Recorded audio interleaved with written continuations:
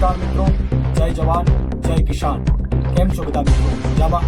અમે પણ અહીંયા મજામાં જ છીએ, ચિંતા ન કરો. પણ મહત્વની વાત એ છે કે આ ગુજરાતની અંદર આ ભાજપના તાનાશાહી શાસનની અંદર વર્ષોથી ખેડૂતો પીડાઈ રહ્યા છે. એક પણ યાર્ડની અંદર ખેડૂતોને પોષણક્ષમ ભાવ મળતો નથી. ખેડૂતોની ખેત પેદાશમાં કટકી થાય છે, એના પૈસા ખવાઈ જાય છે. ખેડૂતોને માર્કેટની અંદર પણ એમની ખેત પેદાશોના ભાવ મળતા નથી. ત્યારે વર્ષોથી આ ખેડૂતોની પીડા કાયમ માટે ચાલી આવે છે. તમામ ખેડૂતો મૂંગા મોઢે સહન કરી રહ્યા છે. ત્યારે બોટાદની અંદર માનનીય રાજુભાઈ કરપડાએ યાર્ડની અંદર ખેડૂતોને જ્યાં સમસ્યા છે એના મુદ્દે અવાજ થાય હોય ક્રાંતિની શરૂઆત. અને ક્રાંતિની શરૂઆતમાં મેં અને અમારા અન્ય તમામ મિત્રોએ સાથે કે આ ખેડૂતોની સાચી લડાઈ છે, ખેડૂતોનો અવાજને બુલંદ કરવાની લડાઈ છે. આ લડાઈમાં અમે સાથ આપ્યો. તો હવે શું ગુનો કર્યો? અમે કોઈ ગુનો નથી કર્યો, છતાં પણ માનનીય રાજુભાઈ કરપડા ઉપર, મારી ઉપર અને અન્ય અમારા જેવા 83 જેટલા અન્ય સાથીઓ ઉપર ગંભીર પ્રકારના 307 જેવી કરો. હવે તો ખેડૂતોને સંબોધન કરવા ગયા હતા, ખેડૂતોનો અવાજને બુલંદ કરવા ગયા હતા અને 307 જેટલી ગંભીર કલમો નાખીને જેલમાં પૂરવાનો અને જેલમાં યાતના આપવાનો પ્રયાસ કર્યો છે. ત્યારે મારી એક ચોક્કસથી એક વાત છે, આપ સૌને હું કહેવા માંગુ છું કે આ ભાજપ સરકાર જે ગુંડાઓ છે, માફિયાઓ છે, દારૂ જે વેચે છે એવા બુટલેગરો છે, એની ઉપર કોઈ કેસ નહીં કરે, એને હેરાન નહીં કરે, એને તો સાથે રાખશે. પણ અમારા જેવા રાજુભાઈ કરપડા જેવા યુવાનો ખેડૂતો માટે, ગુજરાતના લોકો માટે લડવા નીકળે, એમના ઉપર 307 લાગી જાય, એમને જેલમાં નાખી દે. પણ ચિંતા ન કરતા મિત્રો, અમે આ ભાજપની ખોટી ફરિયાદોથી ડરતા નથી, એનાથી અમે દીવાના નથી, એનાથી અમે પીછેહટ કરવાના નથી.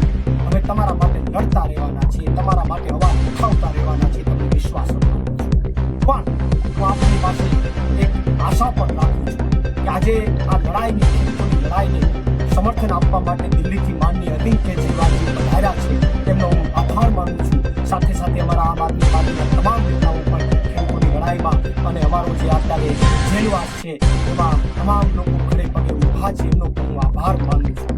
પણ સાથે સાથે ગુજરાતના ખેડૂતોને એક નમ્ર અપીલ પણ કરું છું કે આ બોટાદથી શરૂ થયેલી જે ખેડૂતો માટેની ક્રાંતિ છે, એ ક્રાંતિને ગાંધી ચિંધ્યા માર્ગે ચાલુ રાખજો. આ ક્રાંતિને બંધ ન થવા દેતા. તમારી સાથે ક્યાંય અન્યાય થાય તો ખેડૂતો અવાજ ઉઠાવજો, તમારા આત્માને જગાડજો. ક્યાં સુધી શકો? તમારા આત્માને જગાડજો. તમારી સાથે ખોટું થાય તો અવાજ ઉઠાવજો. અને આવનારી તાલુકા પંચાયત અને જિલ્લા પંચાયતની ચૂંટણીમાં રાજુભાઈ કરપડા ઉપર, મારી ઉપર અને અન્ય 83 જેટલા લોકો ઉપર ત્યારે જે યાતનાઓ આ ભાજપ પર આપી રહ્યા છે ને, એનો જડબાતોડ જવાબ આપજો. અને બીજું છેલ્લે કાંઈ ન કરી શકો તો કાંઈ સાહેબ, જ્યાં સુધી અમે બહાર ન નીકળીએ ને ત્યાં સુધી આ મુદ્દાને સોશિયલ મીડિયામાં જીવતો રાખજો, એટલે આપણે અપીલ કરું છું. કારણ કે સમય તો બધા પાસે નથી, સમય અમારી પાસે પણ નહોતો, છતાં પણ અમે તમારા માટે લડવા નીકળ્યા ને તમારા માટે જેલ ભોગવી રહ્યા છીએ. અમારે પણ પરિવાર છે મિત્રો. મારે એક માત્ર 11 મહિનાનો નાનો બાળક છે, જયવીર એનું નામ છે. 11 મહિનાનો નાનો બાળક છે.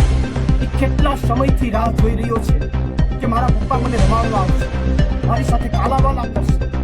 એ મારી રાહ જોઈ રહ્યો છે, પણ કોઈની વચ્ચે નથી મિત્રો, કોઈની વચ્ચે નથી. એનો મને રંજ છે, એનો મને રંજ છે. પણ એમનો 11મા મહિનામાં 9મી તારીખે જન્મદિવસ છે, પહેલો જન્મદિવસ. એની જિંદગીનો પહેલો જન્મદિવસ છે 9/11.